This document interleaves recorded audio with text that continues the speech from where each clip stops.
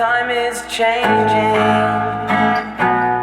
and I'll remain the same. I'm just aging, and life's on the other side of pain.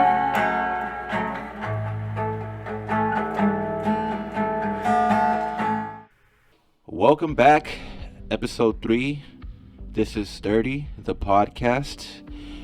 We appreciate you guys joining us this afternoon. You can follow us at Gray Bridgewater, all platforms. You can follow JC on Instagram at coexist33_. And you could check out our last episode, episode 2. We touched on Pride Month. We touched on the Bible and what it really means to forgive and that you're not no better than anybody. We touched on a couple of things. So you guys want to go back and listen to that. We appreciate you guys. Episode 1 has been out, and this is your dysfunctional family coming at you again, and we're looking forward to be with you guys for these 50 episodes. This is a great human experiment that we're doing here, and we appreciate your support. Just want to plug in real fast. I do have a buy me a coffee at Gray Bridgewater. If you want to support what I do on the side besides this, I'm a filmmaker, and you want to go ahead and donate to that cause. I will be making a buy me a coffee for this podcast soon in the future, if you want to help grow this podcast and this community. And once again, we appreciate you guys for listening. I also wanted to mention, I don't know, I think you kind of forgot, episode 2 should be on the way too, right? Correct? You're right. Episode should be dropping tonight or tomorrow. Just stay tuned, and we'll get better with our uploads. But yes, it will be dropping. Okay. So, welcome everybody. This is the one and only JC, aka Mr. Stereo Girl, aka Hands Down, Man's Down. I thought that was an interesting topic that we can touch on really fast, that I seen today. And it seems to me that no matter what I do, I can't elude the whole Israel and Palestine conflict. It's like thrown in your face everywhere, every social media platform, anywhere you look right now. It just seems to be the most hottest topic, and it's been going on for quite a while. So I believe just recently they had rescued 4 of the hostages that were in captive in Gaza. And mind you, again, I didn't put too much attention, and coming from supposedly, this is, the sources may not be correct or not, but from what I was told, my bloodline and my family line come from Palestine. So to me, it's something that I've ignored, but I feel at times that I should be involved in a little bit of it to kind of understand what's going on. So there's an article that just came out talking about the 4 Israel hostages that were taken by Hamas militants from a music festival. This was on October 7, a big day for a lot of people, and they call it a terrorist attack. Were rescued alive Saturday during a raid in Nuseirat camp in central Gaza. The names of these hostages were Neom Arganmi, 26, Almang Mir, 22, Andre Klovlot, 27, and 41-year-old Shalomi Ziv. So I apologize for getting those names wrong. I don't really know how to pronounce those names. But they were all kidnapped at the Nova Music Festival. They were recovered after the IDF announced it was striking terrorist infrastructure in central Gaza. A joint statement said that the hostages were rescued from 2 different locations during this operation and that their medical condition is normal. The rescue operation came amid a major Israel air and ground offense in central Gaza that had killed and wounded hundreds of Palestinians, including at least 94 on Saturday. Hamas and other militants killed some 1,200 people in the October 7 attack and captured around over 250 others, including men, women, children, and older adults. More than 100, mostly women and children, were freed in exchange for Palestine's imprisoned by Israel during a week-long ceasefire last year. So, I think this is again the conflict between Israel and Palestine. I know it's so funny because I've seen in a lot of shows and in a lot of movies that Israel and Palestine have always had conflict. I don't know the history of it greatly, but I believe even in the Bible, there's been conflict since then.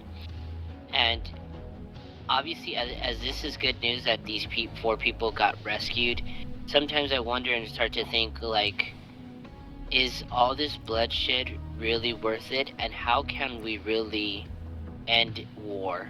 And is war ever going to be non-going? Like, is war just always going to be a part of our history? Yes, thank you for reading that. I'm not completely well versed on Gaza and Israel. I try to stay away from overseas politics just because, I don't really know what's going on, and people are going to try to paint a certain narrative to get you on their side. But to answer your question, that are we always going to war? I believe so. I believe that we are meant to destroy everything. I think living in a world such as we do, with so many opinions, so many religions, I think it's inevitable that we just destroy everything on thinking that we're the ones who are right. I know Israel gets a lot of hate for what they do, but we don't know why they do it. We don't understand. Gaza, I don't really know what it is that they're fighting with, or if Israel's pushing the issue. I don't understand completely, but I do believe that sometimes, for as long as we know that war has been the answer for a lot of these disagreements, like sometimes people can't see eye to eye, and sometimes people just want to take your stuff, and you're gonna have to defend yourself or lose. And that's just kind of how it is. It's the survival of the fittest, So as far as the people being kidnapped at the festival, it's tragic. People are being kidnapped, and people are being killed, innocent people. These are all the casualties of war. When people go to war, I think it's the poor people that are set to suffer more than anybody else. So I stand with the innocent people. I stand with the poor people. I hope when America does what they do, that they don't look at Americans like we agree with everything America does, because the fact of the matter is that we have no say in what America does. If they want to go and do what they want to do, if they want to support Israel, they want to put our tax dollars to BS. They want to put our tax dollars to things that are not benefiting the American people. There's nothing we really could do about it. This is what it is when you're not the one in charge of things. And I can't fault those at charge either, because who knows what I would do if I had power. I'm pretty sure I would be making mistakes. So that's what I have to say about that. When you say you stand with the poor and you stand with the innocent, what does that exactly mean? What is it that you would be doing when you stand for them? I say that when I stand with them, I'm not saying I'm posting stuff for them, or I'm on Instagram. My heart goes out to them, I guess, is what I'm really trying to say. Is I feel for you guys, because it is what it is. This is just part of life. You're gonna get mixed up. You're gonna get caught up in the mix. We get caught up in the mix over here a lot. We are from California, quote unquote blue state. We get caught up in the mix. We end up having to deal with the repercussions of stupid laws I look down the street. There's homeless encampments. There's danger all over the place because our state refuses to do anything about it. So we're caught up on that too. We're working minimum wage. We're working paycheck to paycheck. So I stand with those everyday people. And when I say I stand, is I know what you guys feel. I'm with you guys. But as far as trying to help you, there's nothing I could do for you. I go back to think, honestly, like one thing, like how when I think when you said like, oh, I'm not in, you're not too involved or you're not too informed. I wonder how much we would be if this war was going on in our backyard. And I think about like all the past wars before. I would believe, I think, I'm not, don't quote me on this, but I would think that back then it was like if two sides were going on war, they would meet somewhere away from danger or endangering other people, and then they would duke it out, and that's how one they would win the war.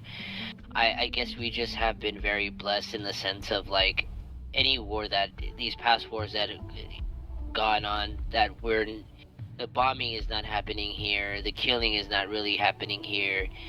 I think that just makes it a little bit different in the sense of we're not so involved in that aspect.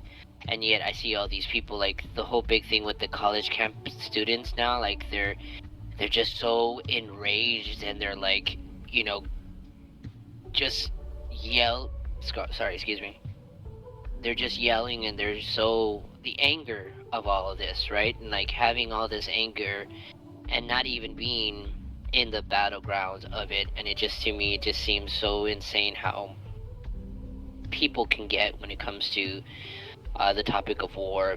And it really is, again, I think you had mentioned it, it's more on the side of you have to pick a side, and you represent that side no matter what, and you die representing that side. And it started really with the whole Ukraine and Russia thing.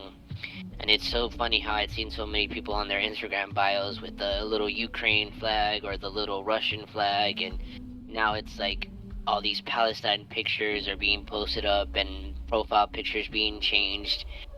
It's a crazy machine that social media has done, because back then also, another thing, social media wasn't around the way it is now, and that's why it's being broadcast so much. And I do believe this is more of an emotional thing. They do this to get us emotional. They do this to get people involved in. And I remember one of the storylines, oh, they're cutting babies' heads off and whatnot, and it's just, and I I had that discussion with Junior when this first happened, and I remember him right away siding with Israel and saying, no, it's uh, he was comparing the way death were going. He was saying that bombing is less different, it's lesser than someone shooting somebody or stabbing somebody or cutting someone's heads off. And I was saying that no, death is death, no matter how you want to paint it or you want to do it. And the reason why he said he stands with Israel, which I thought was kind of insane, is that because it says in the Bible that Israel is the Holy Land, right? Yeah. And this notion of Israel being the Holy Land to be protected at all costs is absurd to me. I just don't think that's You don't right. buy into that. No, not at all. Yeah, I agree. Completely agree. I don't buy into a book telling me that this is that, and I should praise and have their backs. But 99.9% of Christians and Jewish people will think that. They think that Israel is some type of holy land and this and that. I don't believe that. I mean, it is what it is. God knows my heart. If I'm wrong, He'll reveal it to me. But as far as today, I don't believe that is a reason to back up Israel and their actions. They have their own thing to face. They have their own thing that they're gonna have to face in the future if they want to ride on so-called that God is with them. Then they will pay for that, for their wickedness. If they want to blame or not blame, but say that God is with them through all of this. Okay, we'll see. I think God doesn't want anything to do with your mess, but that's my opinion. But we all know that these college campuses are liberal hive minds that want to get you riled up. They want to get you excited. They want to get you mad. They want to get you angry because you could control an angry person, but you can't control a moral person. So when they got you out of pocket, they got you, freaking out over whatever they tell you. They got you. So I'm not surprised the campuses are doing this. I remember my sister, she went to UCLA and she was turning very liberal. She probably is still, but it is what it is. And I understand, and one thing is that you're right. They don't really care about what's going on. They just want an outlet to let their anger out. You know what I'm saying? Like, so at a spiritual level, I think that nobody really cares about anything. I think they're just looking to feel and sound important. They want to act like they got your back. They want to live for something because they got them under their thumb. They're blind and can't see. And these things are dangerous too. You could go out there in these protests and possibly get killed. There was a old Jewish guy who got pushed and he hit his head on the concrete and he died. Oh wow. Okay. Yeah, there was that story. If you want to look it up, there's that story of when the Palestine and the Jewish people were going at it and they were protesting in Sherman Oaks, all over LA. But this was here in the United States. yeah, all over LA, and it reminds me of the BLM marches as well. Some people got killed, and it's dangerous, but that's what the devil ultimately wants. He wants to bring a bunch of angry people together so they could hurt themselves and do the job for him. Us as followers of Christ, I think that we must stand in the middle of it because no side is right or wrong. As most things in life, I think we have to just look at everything with a wise mind and not be quick to judge either side. But as far as Junior's saying, he stands with Israel and that there's a difference between bombing and chopping the head off. That's all cool and all. And what I want to say to these liberal hive mind dweebs that are protesting is like, you care so much about the kids, then why aren't we bringing up the fact that abortion is killing so many babies? You guys talking about chopping, taking kids' heads off. Well, what about the abortions happening every day? Is that different? Oh, that's not murder. Okay, I see what kind of games you play. You have double standards, and they only beneficial when you want them to be. So I don't get into it with them. That's their journey to figure out. I mean, I remember being 17, walking out of school to protest. I don't know what the hell. I just saw it as an opportunity to get out of school. I don't care what was going on. Yeah, that is true. I feel like maybe there's a small percentage of people that feel that way. They're just like, oh yeah, I'm just gonna go along with it and just kind of like to waste time or whatnot, or just and like I said, now it feels even more of a social status thing. Like, oh yeah, I'm participating in this, or they think they're making history, but in all reality, I don't think so. Like it's gonna go down in the books, but then 50 years later, nobody's gonna talk about how you were protesting out there and with your little signs and whatnot. I was gonna ask you too. Anger is an addiction, right? It's like a drug, don't you think? Yeah, definitely, it's an addiction. Yeah, because I feel like when you said like they have anger, but the only way they're like this thing of raging, right? Like just going out there and screaming and protesting is just like a way of using that anger that they have for something that is probably completely different and non-related To their anger and the source of their anger. Yeah, they well, angry people need an outlet wherever you go. So When I drive, I see people angry. They're cutting people off. They're not being, courteous to the people they're driving with on the highway. They're just caring about where they're going. That's anger. Um, People who you could find anger everywhere, bro, and people are addicted to it because it makes them feel alive.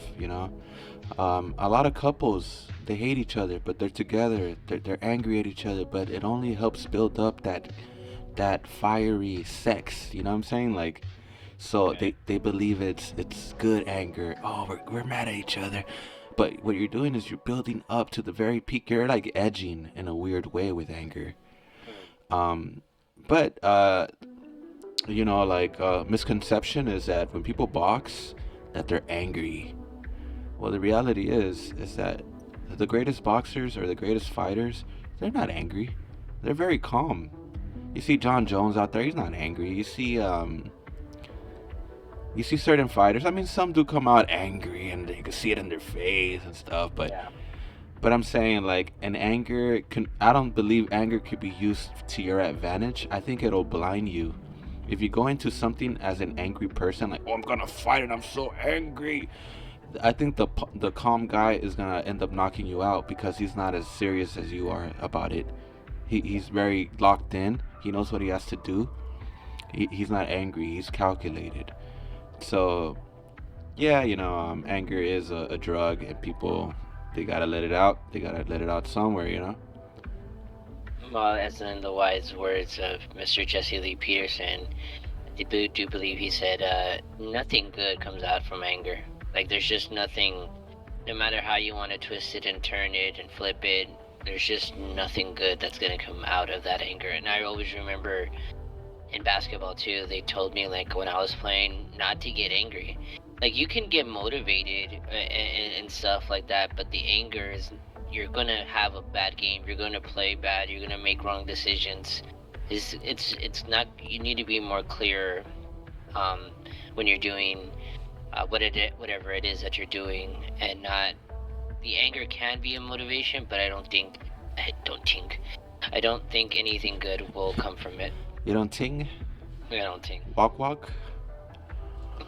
Yeah, I guess. Well, one of the, and there's also subtle anger. People think that I'm not angry, but your actions say different. For example, this is a good segue into this one. I believe you did say earlier that you saw a video about a kid talking back to its parents. And one of the angriest things somebody could do, and I guess I'm talking to single mothers here, is to keep the father away from their kid.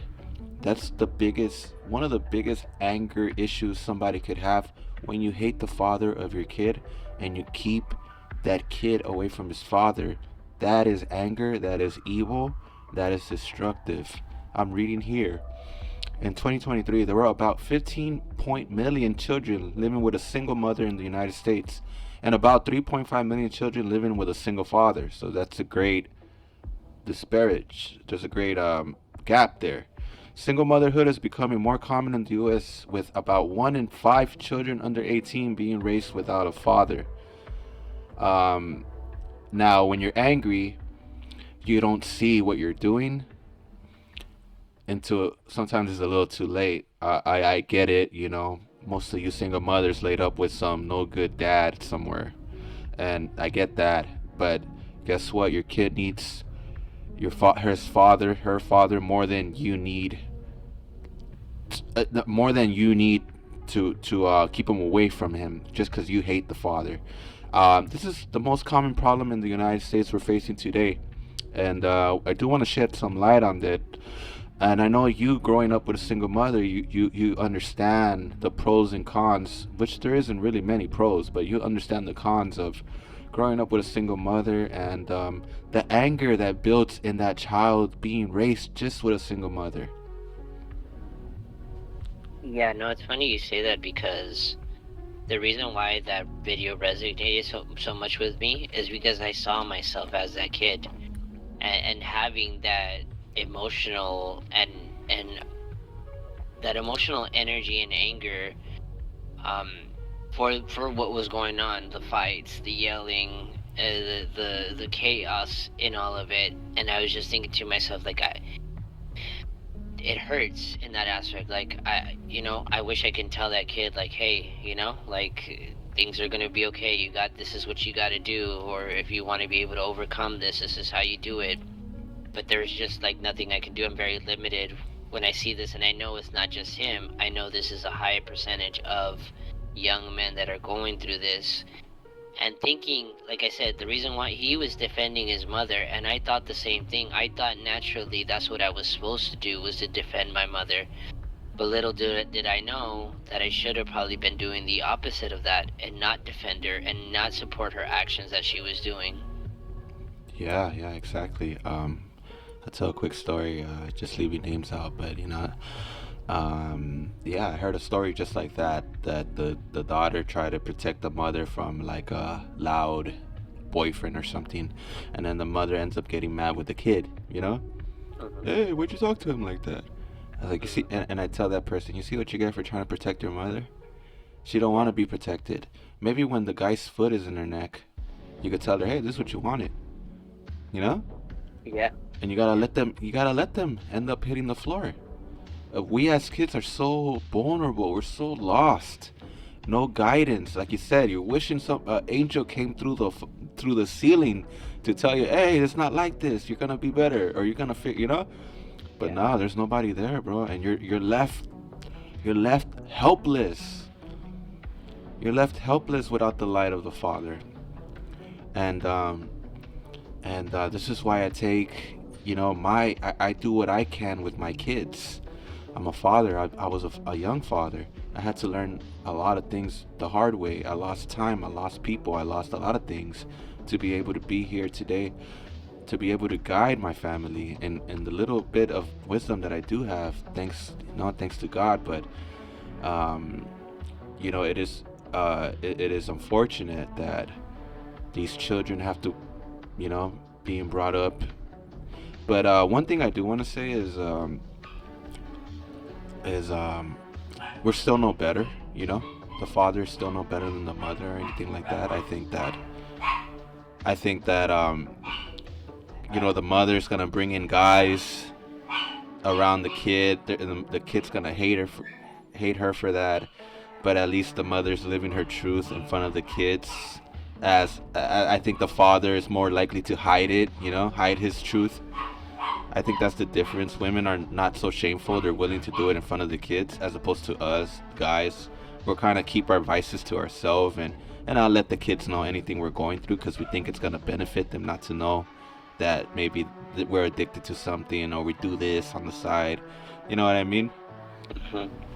So I do see that difference. I see that, we do like to point the finger at the mother, but the reality is the guys are responsible as well for having kids with those type of women. So we're too, we're just fish in a bucket. We're all the same, but I do believe that, one of the worst things a single mother could do is to keep the father away from the kid, because that results in three things.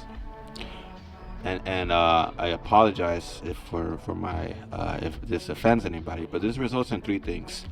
It results in your kid being a gangster because he never had a real role model in his life, a male role model, so he goes out in the streets to look for one. The second one is he turns out gay because he takes on your spirit, a feminine spirit. The kid turns out gay. And the third is the kid turns out emotional. He does not have a logical mind. He has your mind, that of a woman. So it is what it is. I'm just speaking facts, Well, yeah, I mean, I can 100% attest to that. It really happened here within my home. I think you had mentioned,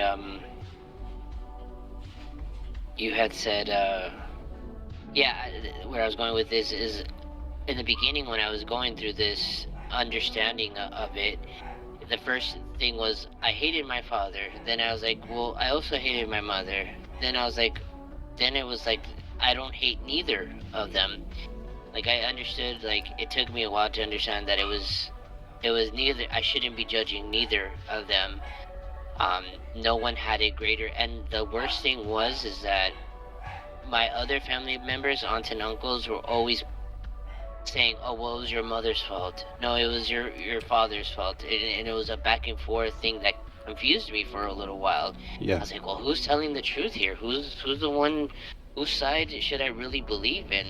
But then, to me, in the end, it didn't really matter. I just realized that they both made the mistakes that they did. They both did the decisions that they did, and I shouldn't hate either one of them. Obviously, for me, it was a little too late to tell them personally, and it's one of my biggest things that kind of like still bothers me to this day, but it doesn't overwhelm me. I just have that understanding, like, if I had the opportunity to let them know and forgive them while they were here, I think my life could have been a little bit different, but I had to go through the Father and ask forgiveness through Him, and just hope that they understand that I forgave them, and try to my best on my side teach those that are around me the same message that I was taught, that ultimately did change my life for the better. Yeah, yeah, that's the one thing I think fathers and mothers do wrong is that they want to say it was the other person's fault. But thank God that I was able to know that it's really both our fault. So I never did that with my kids. I never said to them, "It was your mother." Like I never did that. I just kind of kept it like you'll see who's who. The more you hang out with both of us. Mhm. Like there's it doesn't matter what I say because you're gonna see. In my case, my kids are here with me, so I know in your case it's like you're just it's like fairy tales and like folk tale like oh it was her fault and there's nobody really to clear it up for you. Mhm. But in my case I just make it very clear that like look I think we both were young, we both made mistakes, and that's all I could say. Like no one is better or no one is worse, and I like to do that because I don't want my daughter, my son hating their mother either. You know what I mean? Yeah. I don't want that either because then that leads to weird stuff. Because think about the kid growing up in a single mother. He ends up hating her single mother, hating the mother, and that leads to weird things. Like I said, it leads to anger. It leads to gang banging. It leads to being gay because you hated your mother, bro. At the end of the day, that's what's happening. That your hate for a mother, it's a segue to anger. So I don't want my kids hating their mother either. I actually preach forgive her, forgive them, forgive whoever in your life because you don't want to play this game of hating anybody. It's going to lead you down a terrible road. And I know this from my personal experience, so I tell them it's not even worth it. My ego is not that big that I need you to praise me and downplay somebody else. I don't care if you praise me or not. It doesn't matter to me. I'm doing what I gotta do. If you don't see that, then maybe when you're 30, 35 years old, talking to my children, you'll see that then. Be like, hey, my father, he was always there for us. He did this, he did that. He might have not said a lot, but he never showed me to be angry. He showed me the opposite. Um, like this is a good segue too to the. Did you hear about Kalen Clark being left out of the USA team?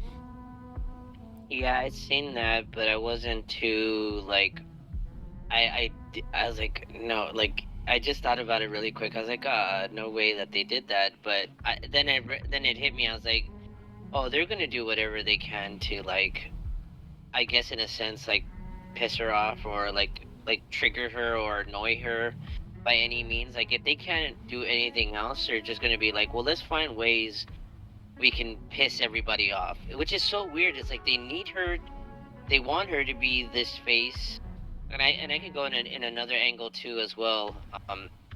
A guy was talking about this. His name is Exposing Hollywood on Instagram, and he talks about how, like, all these things are, like, in a deeper sense, like rituals and sacrifices and stuff like that. But that's a little too broad. But that it is interesting the way that it's like they want her to do good, but then at the same time they hate her. It's like they can't pick up their mind. Either she's going to be the face, or she's not going to be the face. If that makes sense.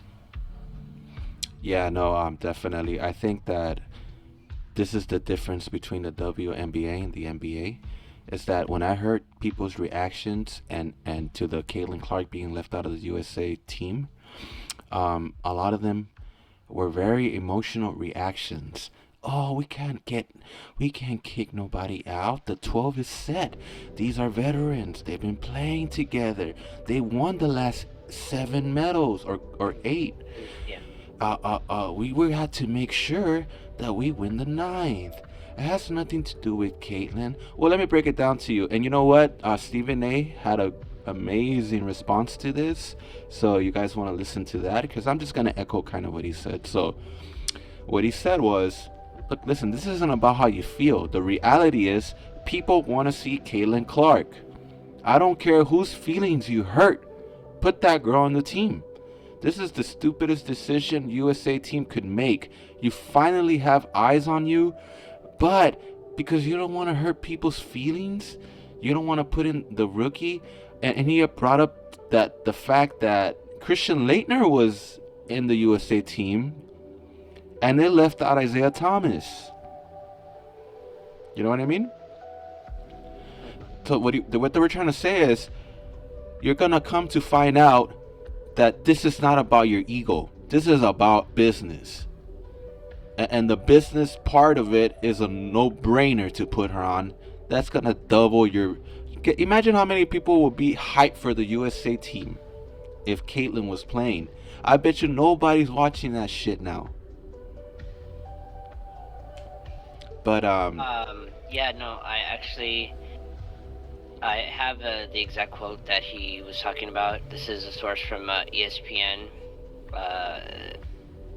So it says right here, this is a quote from Stephen A. Smith. This is about what I will personally label the idiocracy of Team USA women's basketball. How dare you make this decision? It's stupid, Smith says. Caitlin Clark does not deserve a spot ahead of any of the players on this roster if we're talking just basketball. We're not. So meaning like you said, like it's more about the business aspect. It's the fact that she has so many eyes on her that why did they not do that if the whole point and the whole bitching about women's basketball is that they don't have enough eyes, but then when they have the opportunity to throw her in there to get the eyes, they say nah. yeah, I think it was so funny to see these women WNBA players being like, yeah, we have to make sure it's about team chemistry. These guys have been...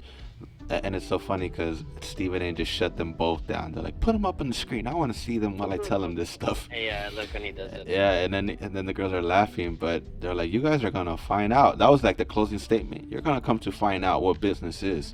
And Stephen A. realizes like, hey, I might not like it, but it is what it is. This is the smart move. This is the chess move. You feel me? Do you want to be successful? Because guess what? Caitlin Clark bringing ice to the WNBA is set to benefit all of them. So get your feelings out of it. And of course, it has a lot to do with she's a white girl. I believe so. Because if she was black, she would be regarded as the next Michael Jordan of the WNBA, or the next Stephen Curry of the WNBA. But there is a lot of hatred. You can see it. They're dropping her to the floor, out of ball plays, off the ball plays. So these things are... You could tell people are jealous. Look at Angel Reese. She said, oh, when we look back 20 years, they're going to see that, oh yeah, the reason they're watching women's basketball is because of one person and me. And she couldn't even say her name. Like, you could tell she's jealous. When you got to tell somebody that they're the reason you're watching basketball, you're not the reason they're watching basketball. No, and this goes... I laugh because they tried to do that with, they had a moment of time where they were trying to change the logo in the NBA. And they're like, oh, why did they have that white man on there? It should be a black man on there, Yeah. Look at the NBA, it's dominated by black people or whatnot. And to me, I was just like, dude, that's not the point. Like Jerry West is like, like the grandfather of basketball. You know what I mean? Like, Yeah. it had nothing to do with him being a white man, and that's the reason why they have the label is because he's a white man. Like, they try to nitpick things very, very. It makes no sense trying to nitpick on that and be like, oh well, they need to change it because it's a white man, and they need to put a black man because black people are the ones that dominate the sport. Yeah, To me, because that just doesn't make any sense. yeah, what they're saying is you gotta change it because I want to feel better about myself. And when I see a black guy being represented, it makes me feel better. I wanna get glory off those people's achievements. That's really what they're saying, you know? Like these people claiming and wanting things. Reality is you get some type of thrill out of somebody else's success, and we all do. You know, I see Peso Pluma out in the VMAs performing. I was like, damn, a Mexican's finally on top, you know? And I get a thrill. I get like, oh yeah, Peso Pluma. That's like my achievement. But it is a game, and I want people to realize that as well. You gotta be conscious of you don't really care that it's a white guy. You just want a cheap thrill of seeing somebody that looks like you on top. And guess what? Those people could give a fuck about you. They don't care about you. They wouldn't even dap you up in the street. But yet you hold them to oh, they're the same skin color as me. Therefore, yeah, that's what I want. I want that person to represent because, yeah, like I see a lot of people do that. Like they'll post songs and they'll be like, oh, this song was done by a black man.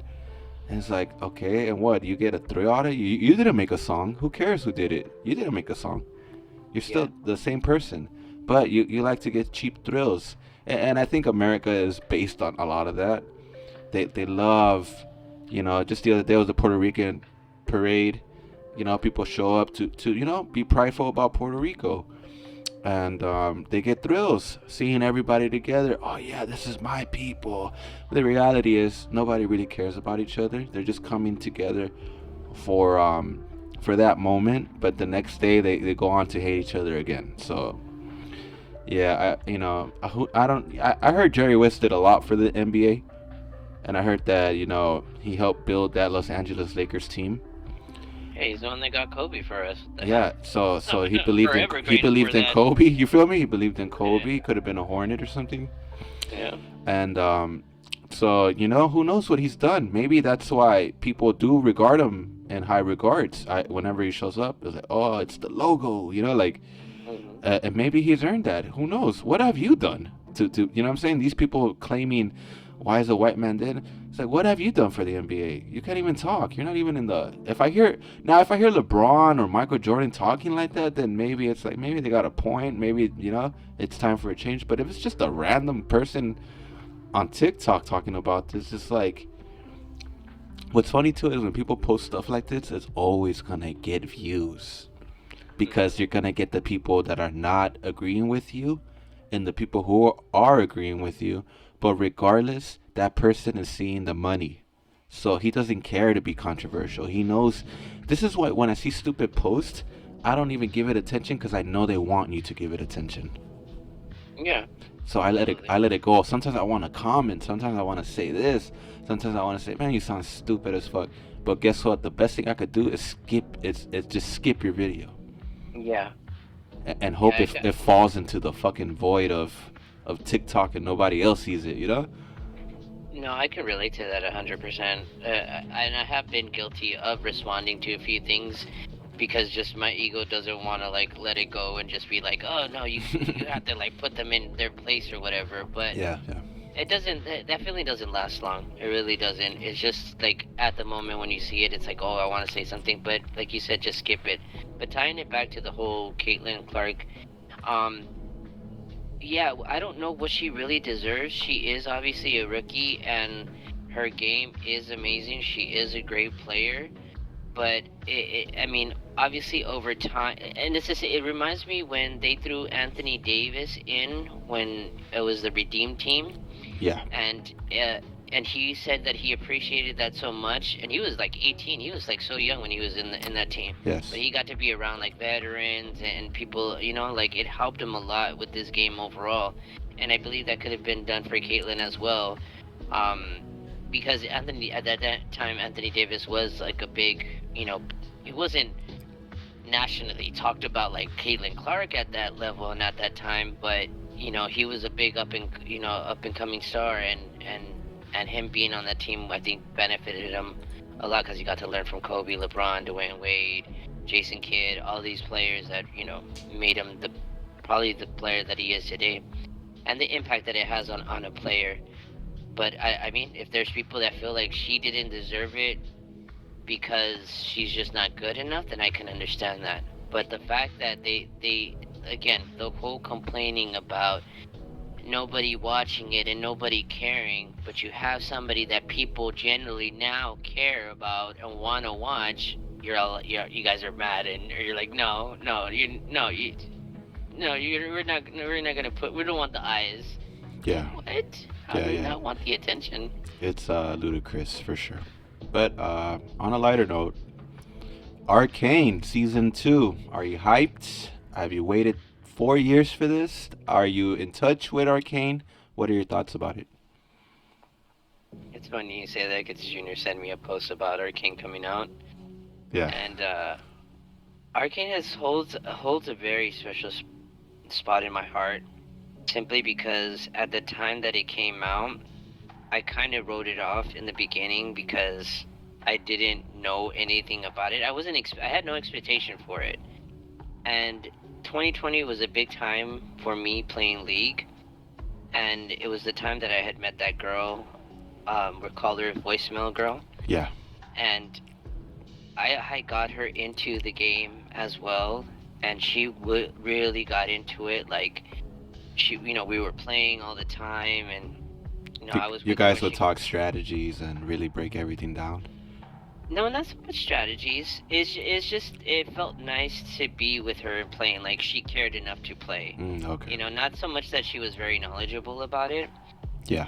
But where I was going with it is that, I was with her when she got her first quadra kill and everything. I was hype. I was like supporting her and whatnot. But the reason why I say all of this is because she watched it and she really enjoyed it and she really liked it, and so it made me to play, because we were going to watch it together, but it never got around to that.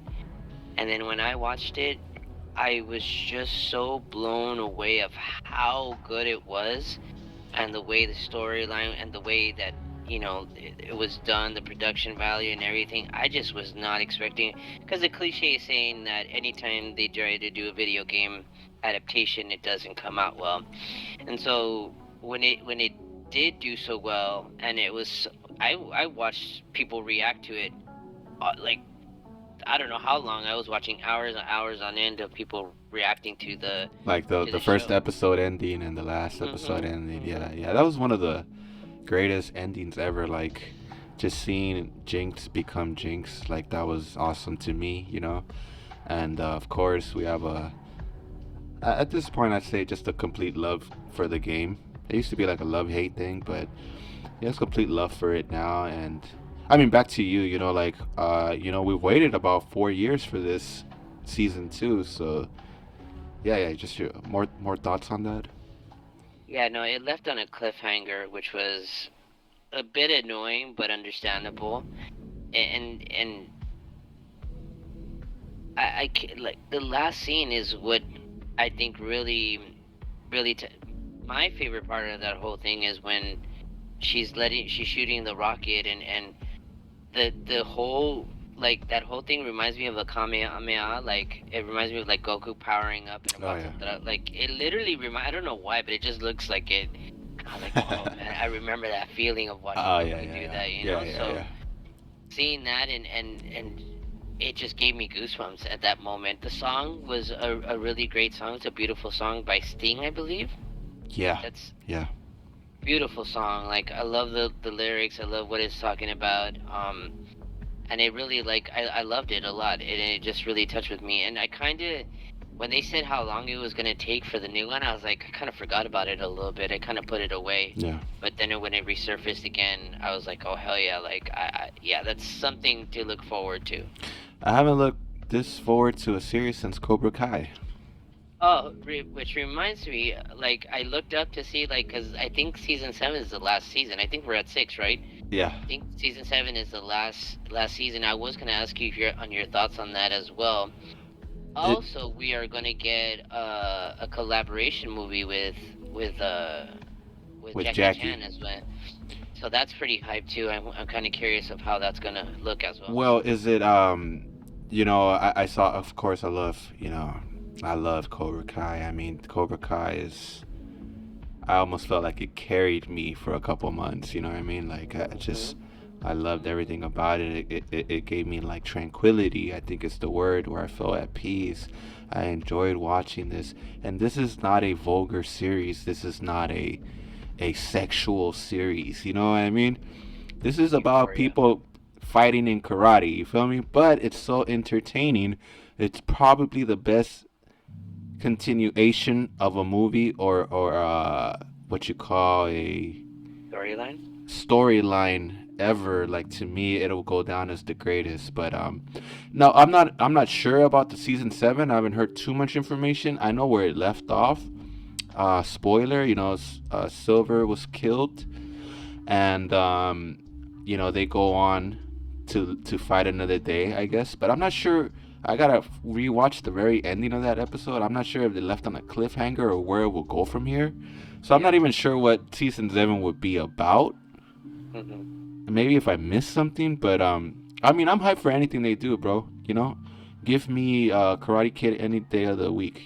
And as far as Arcane, I waited 4 years for this thing. I think it dropped in 2000, if I'm not mistaken, 2001. So now it's 2004. It's about 3-4 years. And You're tripping, bro. 2020. it was 2020, huh? Yeah, it's Damn, so 2001. I was like, I thought it was that was 2001. Okay, so it's so been 4 years. Damn. yeah, yeah. And I mean, I'm not mad at it. Good things take time, and I'm just excited to see. I love it. I gotta admit, when Caitlyn was flirting with V or Vi, I thought that was a little spicy. They're kind of in the bed. If you remember that, they're kind of like insinuating that they had like a lesbian connection or something. But It was very subtle. It wasn't yeah, in your face. yeah, That's yeah. what it was like, very lightly. It's like you get it. I was like, okay, they like each other. Okay, cool. Yeah. So I thought, the chemistry and the thing. I think it's a great storyline. I love Jinx. Jinx, it just kind of it just set everything up for everything else. Hi, boy. Sorry. Yeah, it set everything up for that. So, to me, it's I'm looking forward to it, bro. I love what Riot does. As a matter of fact, I still play League to this day. I might play a game or two, but that's all I could stomach at this point in my life. It's funny you say that because cause I haven't been playing a lot at all. But the last time I played, like maybe I think it was like 2 weeks ago or whatnot. Tell me why I just run a game, pick Yasuo, get a pentakill. What the? I kid you not. I was like, what is this? I was like, what the fuck? It was telling you to not- come back, like trying Yeah, to it's trick like- you into coming back yeah. and shit. But I was like, is my memory still so good that I could just simply get a Yasuo pentakill? Like, I'm not even on a champ that I've mastered like that, but Fuck. I just thought it was funny as fuck. I You're was like, eating, I love this. eating to minions, knockups, flash. Did you have to do all that to get the penta? Or was it very like?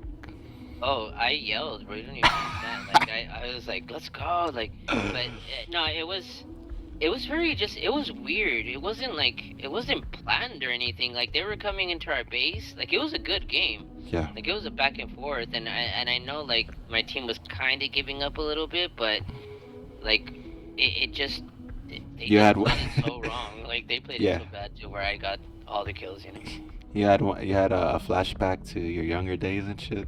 Yes. Shit. Yes. I remember my first penta too. I actually had it on on film. Like, I was actually filming, and I remember telling the people I was filming with, it was these two random. I don't even remember these people. We had like a boyfriend and girlfriend couple that sometimes would play with us. But they like, I was playing with them, and they're like, "Oh, nice penta." I was like, "You don't understand. This is my first ever." Like, and I got it with Jace too, out of everybody. But and then I thought that was cool. Those type of moments are the moments that kind of get you hooked to League. I mean, League is a beautiful game. It's the best game I've ever played in my life, and probably will be probably till I die. I do play some chess, so I like to play some chess. It's quick, 10-minute games. I like that too. Did you hear about Tyler One grinding chess and becoming a master at chess? I don't doubt it, not one bit with that guy. I'm telling you, this guy Tyler One has gotten not rank one, sorry, challenger in every role in League of Legends, which is almost impossible to do. Those are countless hours, 12 hours plus streams every day to make that happen. So what I realized, and I could take from Tyler One, because he went ahead and started grinding chess the same way he does League, 12, 13 hours. He went up to 2,000 rating, which is a master chess player. It takes years to get there. And what I got from that was, man, it really is your work ethic that will outshine everything. Doesn't matter how talented you are, how good you are at something. It's can you do it every day for hours? You know? Yeah. That's where greatness lies, is doing the same thing over and over. This guy did that to grind chess, and like I said, I don't doubt him. You're right. You never doubt him in anything because he's willing to put in the time. He's willing to grind 12 hours. How many of us could do that? I mean, I know none of us could really do that. We have a job, but this guy does that, and now he's being revered by chess legends in the game. People are looking at him.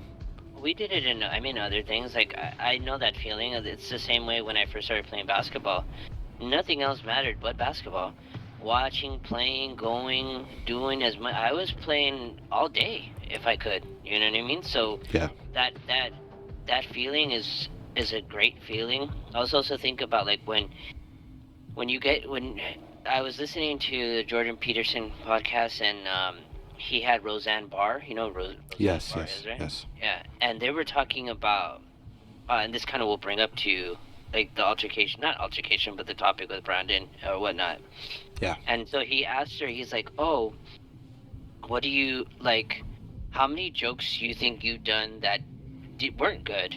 Like, like you have a count of how many jokes were successful or bits or whatever, but like how many were not good?" She's like, "Oh, about like 10,000 maybe." Like, I was like, Yeah. "God damn, like that's Yeah. a lot." Like Yeah. that's a lot of jokes that weren't good. Yeah. But she was easily able to admit that, like, not everything she did was a hit. Not everything she did was great. And it's the humility in that, and understanding that, yeah, you may be good at your craft, but there is the downfall of like not doing so well, or let's say the beginning when you're first learning, you have a lot of mistakes, a lot of things that are not going to go your way. And I think to me, the most important thing is the humility of being humble about what you do and how you do it. And I think that's the most like amazing attribute to have, or a gift to have, is to be humbled about things, and never let the good things that happen to you, or no matter how, like, it's great, yeah, to have self-esteem. Yeah, it's great to feel good about an accomplishment, but to let it get over your head so much that you're blinded by everything else, I do believe is a downfall, and and it happens to a lot of people, even including myself. I am no different. Like, I don't put myself out of like, oh, I don't let that stuff happen to me. Like, I think everybody gets to that point where they feel like they're better than other people, or they know more than Yeah. other people, Yeah. and they think you have to be brought down back to earth and reality to understand that. Yeah. If someone just lets you go on and not say anything, then you're never gonna know that or understand that. Yeah, I agree. I think we all do that though. I do believe we all are looking for a thrill. When we post on Instagram, we want reaction. This is why I really don't post as much, or I don't post as much as I want, because I realize it's like, this is not making me money. This is only giving me reactions from people. I don't want reactions from people. I want to make a living from my talent. I want to be revered by my colleagues. I want to be things like that, but But you know, people a lot of times, especially women, they'll post things because they want attention, they want reaction, they want validation. That's the word, validation. And I do believe some of our friends have that. They want validation. They want to be seen because they've never been seen in their life. They want to be noticed, and with credentials come this so-called validation, you know. But we do have to um, keep a logical mind and realize that this doesn't really mean anything. People validating you doesn't mean nothing. Yes, it's okay, I guess, but don't get thrills from it. Even though we all do. When I post something, I get a thrill when I get, you know, these girls in my DM or whatever. I get a little thrill, you know what I'm saying? And I'm honest with myself. I realize I want it for the thrill. I think the problem is when you don't realize you're looking for a thrill. You know what I mean? Yeah. That's the problem. It's like some of our friends could admit, you know, like, yeah, you know what, I do it and I got a thrill from it. I'm honest, you know?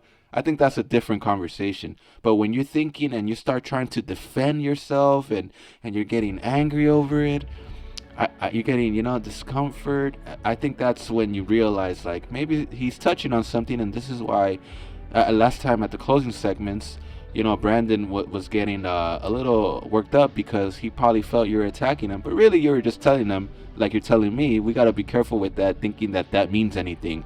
It doesn't mean anything. Validation from people does not mean anything. I get validation all the time. I don't care. Because I'm not looking for your validation. I know what kind of person I am. I know what I'm able to do.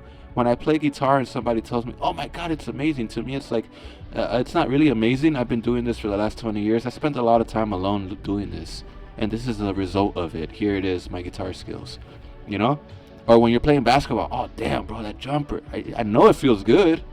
I mean, you got a nice jumper, bro. So people are gonna tell you that type of stuff. It's gonna make you feel good because you feel like your work has paid off. But then, if that was all you're looking for, you're gonna stop there. Oh, I got my validation. I don't gotta work no more. You know what I mean?